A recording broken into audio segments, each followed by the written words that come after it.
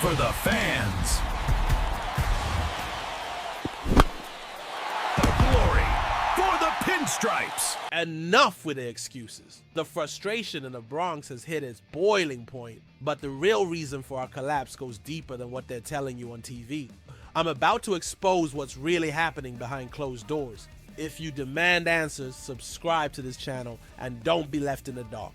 Welcome back to your go-to channel, the New York Yankees News Network, the one place where passion bleeds pinstripes, and every single pitch, play, and press conference is broken down for you, the real fans. And believe me, today's episode is an absolute can't miss.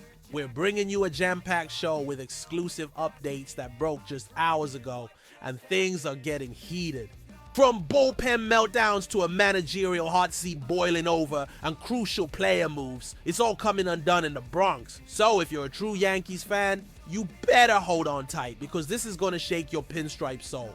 And hey, before we dive in, if you're new here, do me a favor and smash that like button, hit subscribe, and ring that notification bell so you always stay in the loop with everything about our Bronx Bombers. Now, let's get right into the first bombshell update. Let's cut right to the chase. The Yankees are in a nosedive, and the fan base isn't just upset, they're in full-blown rebellion mode. After dropping their fifth straight game, a soul-crushing 2-0 loss to the Texas Rangers, the Bronx is burning, and not in a good way. The patience is gone. It's hard to believe this is the same squad that was leading the American League East earlier this year. Now, with a record of 60 wins and 54 losses, we've plummeted to third place. Even worse, our grip on the American League wildcard spot is vanishing, down to a razor-thin half-game lead over those surging Rangers. What's really fueling this fire has a name.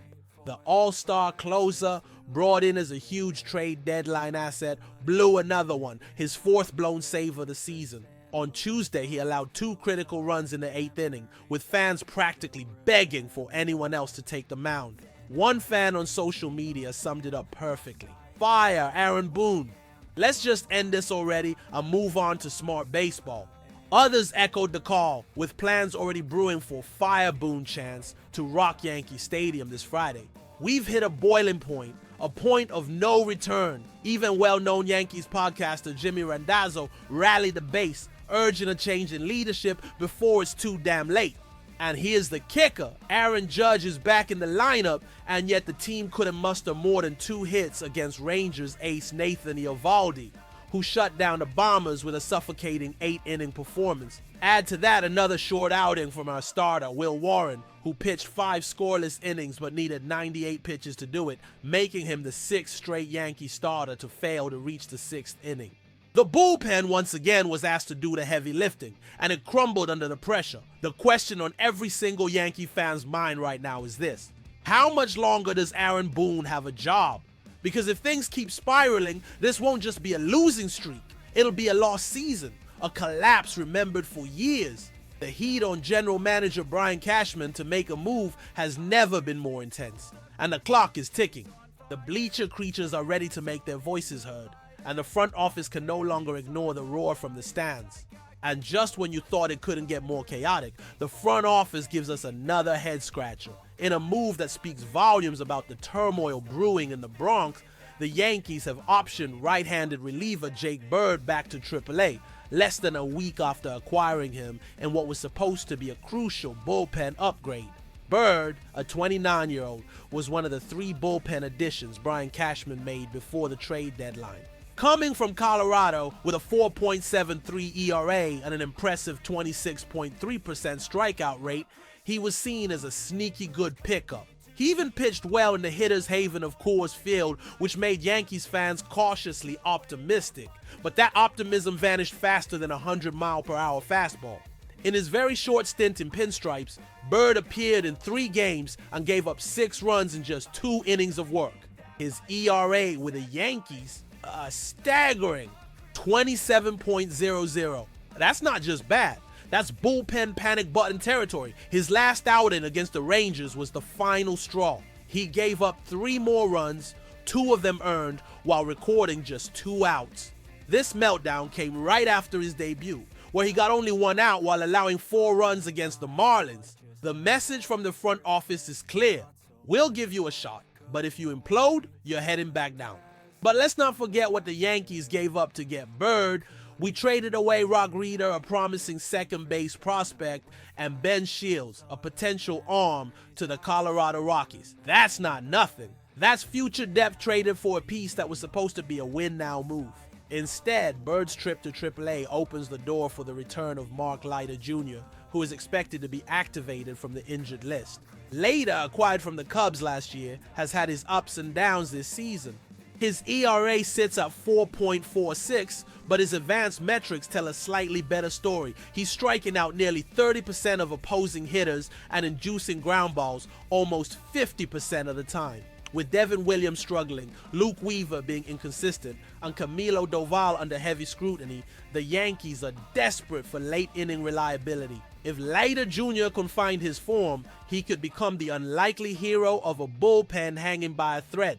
The timing couldn't be more critical. With the Yanks sliding and holding a paper-thin lead in the wild card race, these moves might seem small, but every decision now carries immense weight. If someone doesn't step up as a stopper soon, it could be lights out for New York's playoff hopes. And to think, this is all happening just days after a trade deadline that was supposed to solidify the team, not expose its flaws even further.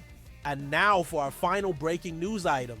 Another move that went down just hours ago and signals that the Yankees front office is no longer in wait-and-see mode. Right-handed pitcher JT Brubaker has been designated for assignment, officially ending what can only be described as a frustrating and unfulfilled tenure in pinstripes. Let's rewind the tape for a second. The Yankees acquired Brubaker from the Pittsburgh Pirates back in March of 2024, hoping to add some veteran depth to the rotation. In the deal, we not only got the pitcher, but also received $550,000 in international bonus pool money, sending away a prospect named Kiner Delgado.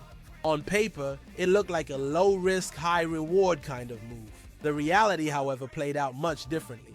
Brubaker came over while rehabbing from Tommy John surgery, which already made him a gamble. The hope was that he'd return mid-season, a welcome reinforcement for a rotation already showing signs of wear and tear. But bad luck struck again. During his rehab stint in July, he suffered an oblique strain, setting his return back. Just when he seemed to be getting close, disaster struck once more. A comebacker fractured 3 of his ribs during spring training. He was shelved again. The Yankees finally activated him in mid-June, but what followed was a mixed bag, to put it mildly. In just 16 innings, Brubaker posted a 3.38 ERA. Doesn't sound bad, right? But when you dig deeper, the problems jump off the page. His strikeout rate was a lowly 15.9%, and even worse, his walk rate ballooned to 14.3%.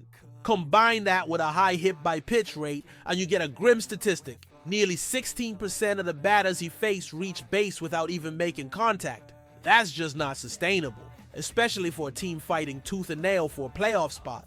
And it wasn't just in the big leagues where he struggled. Even during his rehab appearances in AA and AAA, he walked over 12% of hitters. The control was never there, and the front office's patience, understandably, ran out.